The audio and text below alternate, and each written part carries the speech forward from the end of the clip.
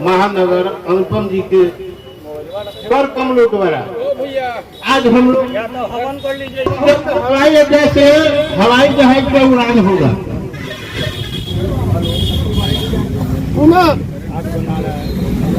लिए ही आइएगा और झूठा वादा करके चले जाइएगा कि जहाज उड़ेगा, तो हम लोग भगवान से, माँ सरस्वती से कल जोड़ के आगरा हुआ में जाकर बैठ जाइए।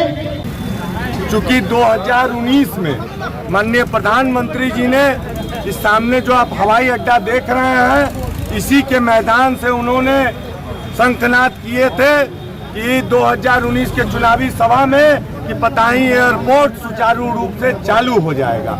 यह मुजफ्फरपुर, वैशाली समेत उत्तर बिहार को सौगात मिलेगी। आज 5 वर्ष बीत जाने के बावजूद पताही एयरपोर्ट का कुछ भी नहीं है।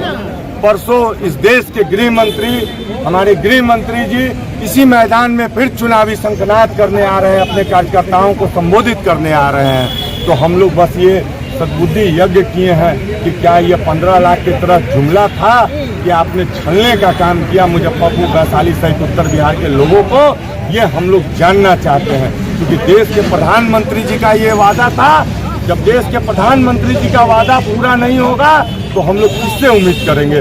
तो हम लोग श्री भगवान के श्री के चरणों में अग्नि देवता को आहुति देते हुए हम लोग ने सद्बुद्धि हवन किया है कि हे भगवती, हे महादेव, यह सद्बुद्धि है कि जो आपने 2019 के इस मैदान में मुजफ्फरपुर समेत उत्तर बिहार के लोगों को जो एक आस की किरण दिखाई थी कि पताही एयरपोर्ट का जो हम लोग का डिमांड बरसों से रहा है कि वो चालू हो जाएगा, वो दिखता नहीं है। लेकिन भाजपा के केंद्रीय मंत्री नित्यानंद राय कह रहे हैं कि जमीन की बात पे अगर आएंगे तो वो हमारा नहीं है, लेकिन इसी बिहार में दरभंगा में एम्स की जमीन माननीय मुख्यमंत्री जी ने दे दिया।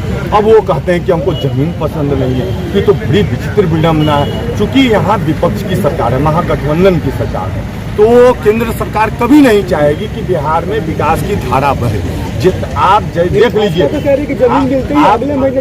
आप देखिए जमीन तो दे दिया गया था दरभंगा में। अब पूर्णिया एयरपोर्ट का क्या हुआ, आप इसका बात कर रहे हैं। अरे भाई मोबाइल लाइए, मेरा काम